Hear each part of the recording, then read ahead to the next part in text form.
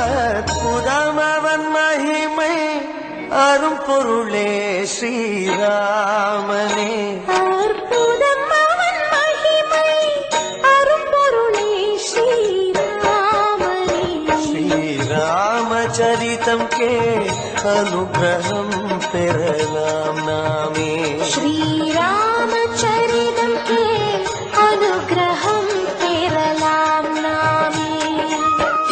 மங்கள ரூபன் மங்களமருள்வான் மனதிலே தியானம் செய் ஸ்ரீ நரஹரி. பல சுகங்களை தருவது ராமாயண சுபகாவியம்.